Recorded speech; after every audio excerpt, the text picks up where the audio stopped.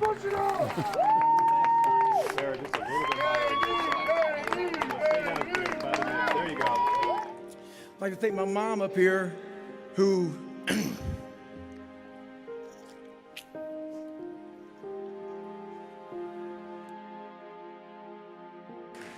never picked me up when I fell. She taught me how to get up when I was knocked down. I'd like to thank my uncle for always being there for me.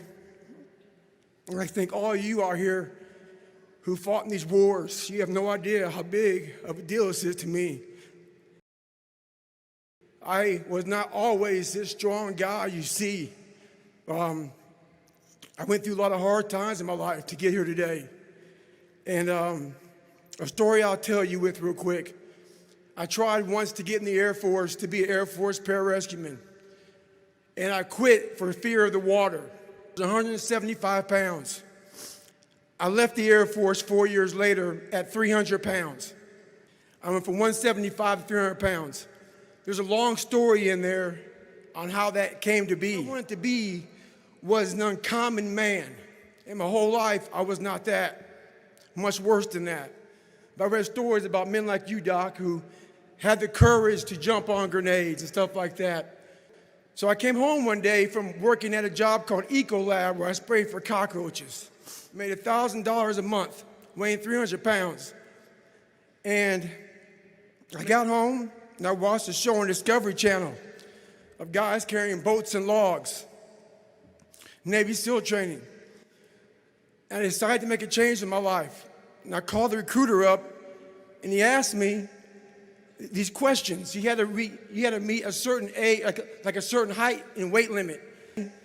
I was 6'1" and 300 pounds. He laughed at me. 7 other recruiters laughed at me. One recruiter finally said, "Come on in, I'm too busy to talk to you on the phone." He didn't know how much I weighed. I walked in the recruiter's office and he looked at me and he said, "You're fat and you're black." I said, "I want to be a Navy SEAL." I didn't know there'd only been 35 African-American Navy SEALs at that time in over 70 years. He said I basically had to lose 106 pounds in less than 3 months. I came back 3 months later, 106 pounds lighter. I spent 18 months going through BUDS, which is a 6-month program. Went through 3 hell weeks. I served with real heroes. And from there, I went on to raise over $2 million for Special Operations Warrior Foundation. I know what it takes to be a combat soldier, and I used to look for courage.